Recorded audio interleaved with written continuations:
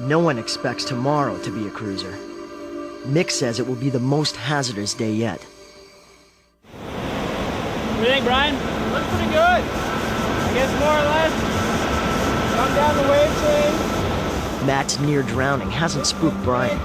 He came here to push his limits. And come hell or high water, that's exactly what he's going to do. You know, this type of tourism in Laos is supported by the government. So fortunately, they don't make it too difficult, although they're quite cautious because a lot of the concepts of adventure tourism they really aren't familiar with. So when you tell people in the Lao government that you want to go down some exciting whitewater rivers, they kind of think you're a bit crazy. Or that you might want to climb a mountain that's really steep. They're like, well, you know, you might fall. And we're like, yeah, but that's part of the fun.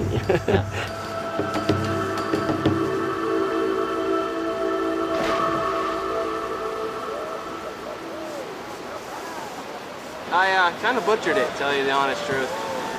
I thought there was a little bit more water on that top flake than there actually was. My hope was kind of to come from river left over to the right side going off that flake and then down. But what happened was I kind of got on that flake and dried up, which basically killed all my forward momentum, which is why I didn't get to the right side and I fell off. Went straight down in and almost doinked the rock on the left side.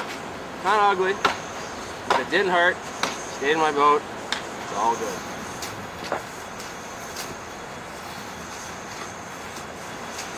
What are you doing there, Mick?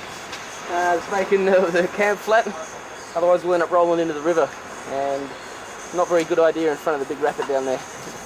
The high potential was that there were tigers who have been known in the past to stalk and kill people existed in the area. So you kind of are excited and kind of scared at the same time because you know that you're sleeping in a thin nylon wall tent and this large, 200-pound feline could be just kind of cruising around outside. So I never slept that well on these trips for that reason.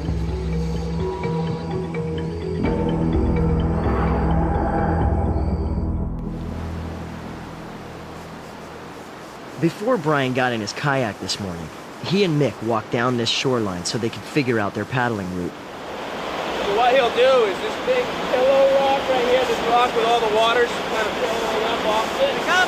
We'll try to get to the right side. If you're coming downstream, it'll be the right side of that rock. And in between that dry rock and the pillow rock, try to make that corner, get into the downstream water and just slide on through.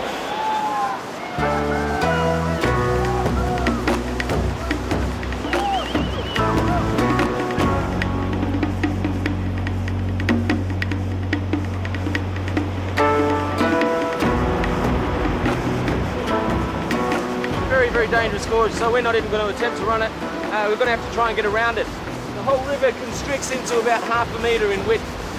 So, probably got about 20 cubic meters a second going into a 1/2 meter wide canyon here. Pretty easy to catch this, obviously, but the trick is if something happened and they ended up going down, there's really no way to stop before that nasty class 6 section.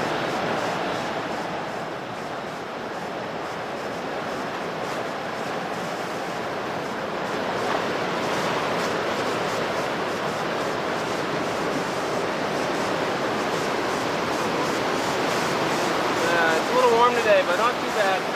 That works. This one doesn't seem like it's going to be excruciatingly long. Brian means this portage won't be long. The group has to lift everything out of the river and lug it down to calmer water. This portage is going to involve some crafty maneuvering. To make it down safely, the team had to cross the river. Now they are on one side, and their gear is on the other. They're going through the forest now, cutting a path through, and they're going to come down to where we're going to ferry the equipment across the other side. So they started upstream. We just ferried them across to the rapid there. Your raft's turning out.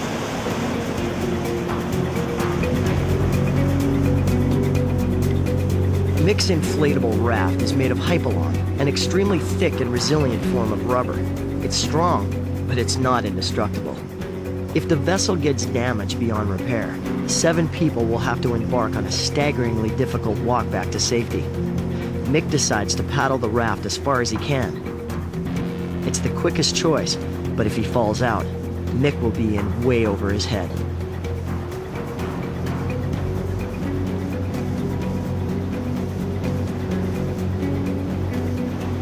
you slipped or fell in the water along the edge, you'd be swept into this chasm.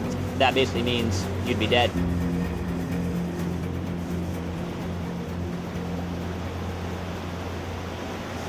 Yeah, we nearly made a fatal mistake. I just tied the rope here on the tree to basically to start slinging all the gear back and forth. But then just before we hooked on the first bit of equipment, we noticed something, and it was this beehive over here.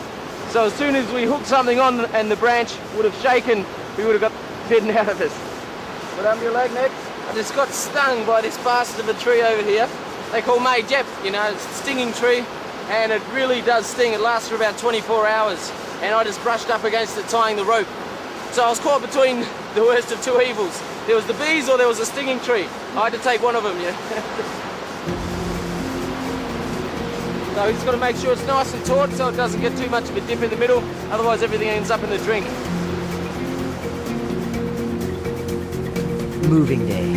It's always a back-breaking hassle, where things get damaged and lost. A small kayak like this weighs 14 kilograms. The giant raft tips in at over 100 kilos. The group ferries it across the gorge as gingerly as they can.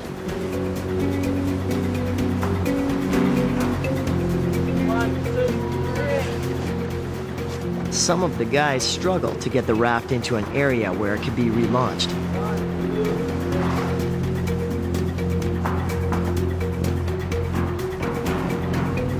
The boat is back in the water, but the crew are not. They lead the vessel downriver to the end of this unrideable stretch.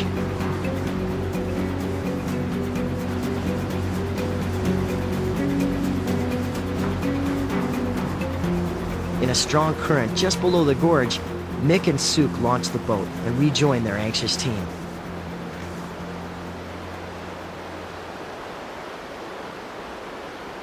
Yeah, we came down, we had one casualty though. We lost one paddle on the way down, so hopefully she's got to turn up somewhere on the stream. But yeah, everyone put in a really good effort, so it's great.